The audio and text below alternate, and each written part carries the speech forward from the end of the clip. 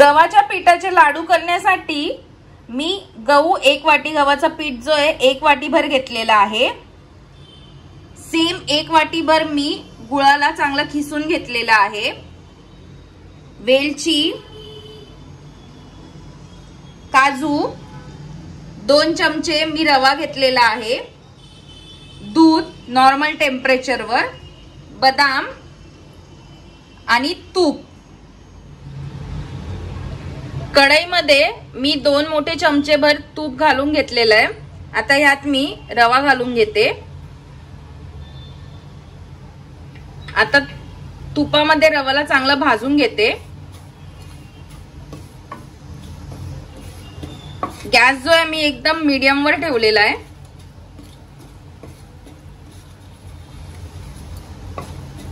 तुपामध्ये चांगलं मी रव्याला गोल्डन होसपर्यंत म्हणजे रव्याचा कलर बदलसपर्यंत मी भाजून घेते।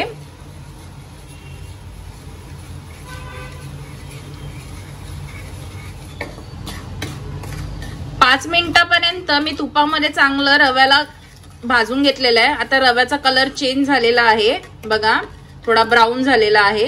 आता यातच मी 1 वाटी भर आपलं गव्हाचं पीठ आहे ते घालून घेते। ह्याला पण तुपामध्ये चांगलं भाजून घेते। 1 वाटी गव्हाच्या पिठाबरोबर मी 2 चमचे रवा घेतलेला आहे।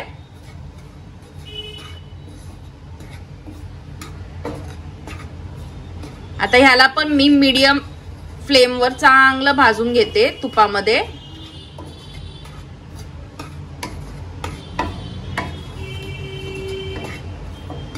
आता हळूहळू करून मी तूप घालून घेते।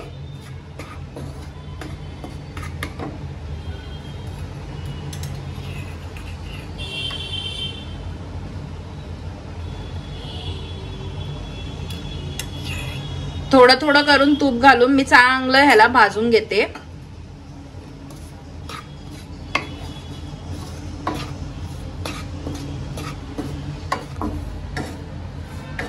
आता मध्ये मध्ये ह्याच्यामध्ये जसं लागत जाईल तसं थोडं थोडं करून तूप घालून मी चांगलं ह्याला पिठाला तुपामध्ये भाजून घेईल।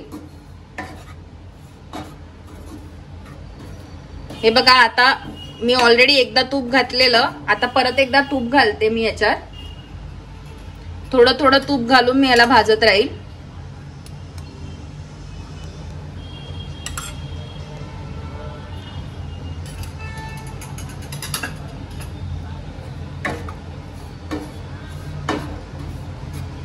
जसं आपण बेसनचे लाडू करताना कसं मध्ये मध्ये थोडं थोडं तूप घालून भाजतो, तसं जसं मध्ये मध्ये थोडं जसं लागत जाईल तसं तूप घालून मी याला भाजून घेते। गॅस एकदम मी मीडियम टू स्लो वर ठेवलेला आहे, गॅस फास्ट ठेवायचा नाही।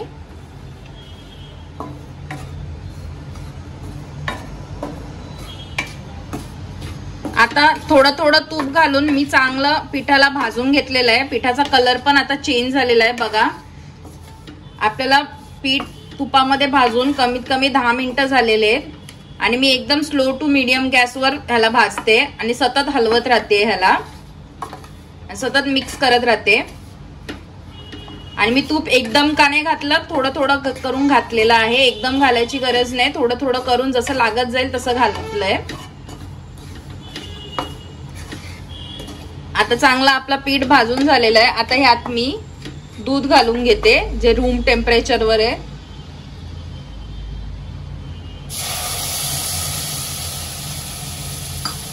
सांगायला गेलं तर 2 चमचे मी दूध घातलेलं आहे ह्याच्यात। आता दुधाबरोबर चांगलं ह्याला मिक्स करून घेते।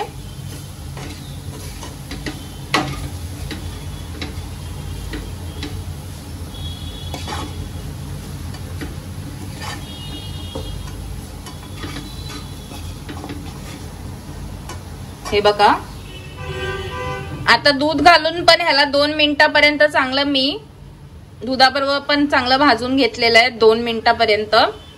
आता आपलं जे मिश्रण आहे रेडी झालेलं आहे, ह्याला मी थंड करायला ठेवते। जोपर्यंत आपलं सारण जो आहे थंड होतोय तोपर्यंत मी आता पॅन मध्ये आपले ड्रायफ्रुट्स रोस्ट करून घेते। बदाम आणि काजू,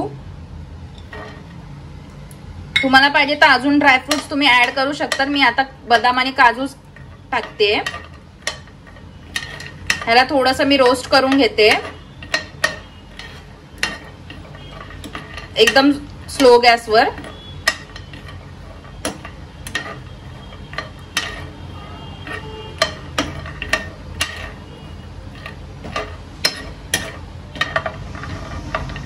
एक ते 2 मिनिटं मी एकदम स्लो गॅसवर मी ह्यांना रोस्ट करून घेतलेलं आहे. आता ह्यांना मी काढून घेते.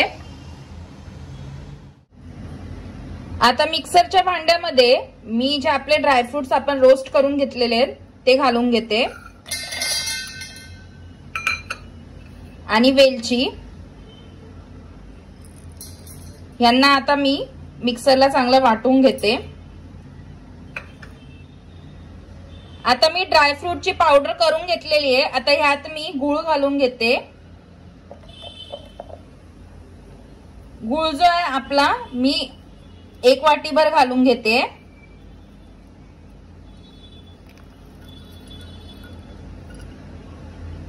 आता ह्यात मी आपलं जे सारण आहे जे आपण गव्हाच्या पिठाचं करून घेतलेलं आहे ते घालून घेते.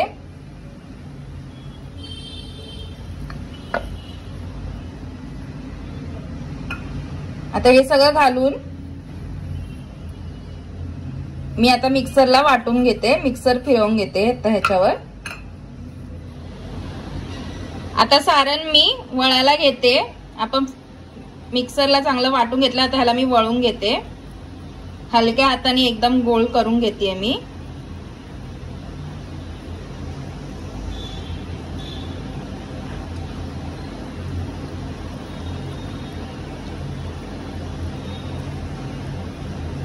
हे बघा लाडू आपला बनून झालेला आहे. हे बघा कसा दाणेदार दिसतोय. आता ह्यावर मी वरतून गार्निशिंग साठी पिस्ता लावून घेते.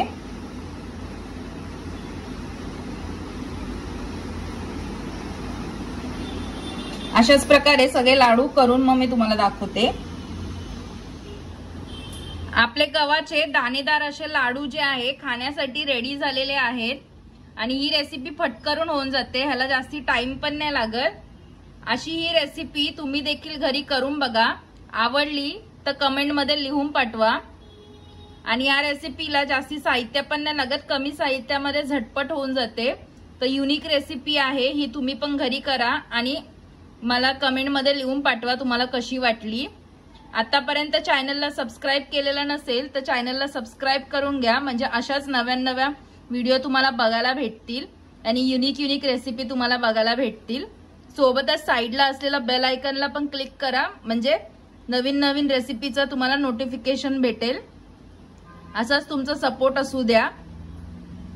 आणि अशीच गोडाची ही वेगळी युनिक जी गव्हाच्या पिठाचे लाडू जे आहेत ते तुम्ही घरी करून बघा आणि मला लिहून पाठवा बनवल्यावर.